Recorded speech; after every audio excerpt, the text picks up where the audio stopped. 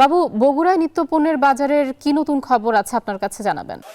আসলে নতুন কোনো খবর নেই, সব মিলিয়ে বগুড়ায় নতুন আলু এসেছে, নতুন চাল বাজারে উঠেছে। কোনো সবজির দামও যেমন কমেনি, তেমন চালের দামও কমেনি। গত মৌসুমে যে চালের দাম, রঞ্জিত জাতের চাল বাজারে এসেছিল 50 থেকে 52 টাকায়, সেই চাল এই মুহূর্তে নতুন চাল 55 থেকে 58 টাকা পর্যন্ত বিক্রি হচ্ছে।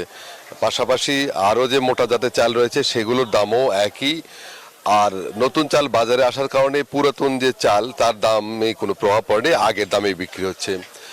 28 জাতের চাল 64 টাকা পর্যন্ত, কাটারি ভোগ 70 থেকে 72 টাকা। নতুন জাতের যে 28 চাল রয়েছে সেটা 58 থেকে 60 টাকা বিক্রি হচ্ছে। পাইকারি বাজারের সাথে খুচরা বাজারে কিছুটা তারতম্য রয়েছে।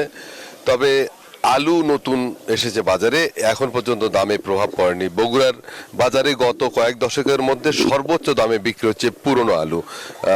দর্শক দিয়ে আলুটি ক্যামেরায় দেখছেন, সেটা কার্ডিনাল জাতের আলু, সেটা এখন পাইকারি বাজারে 76 টাকা, খুচরা বাজারেও একই দাম। আর লাল পাকড়ি জাতের যে আলু সেটা পাইকারি বাজারে 80 টাকা, এবং খুচরা বাজারে সেটা কিন্তু সর্বোচ্চ 85 টাকা পর্যন্ত উঠেছে। আর যে নতুন আলু বাজারে আসছে সেটা 120 থেকে 140 টাকা।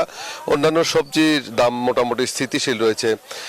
পেঁয়াজ 120 টাকা, ফুলকপি 50 থেকে 60 টাকা, বেগুন 60 থেকে 70 টাকা রয়েছে, সিম 80 থেকে 100 টাকা।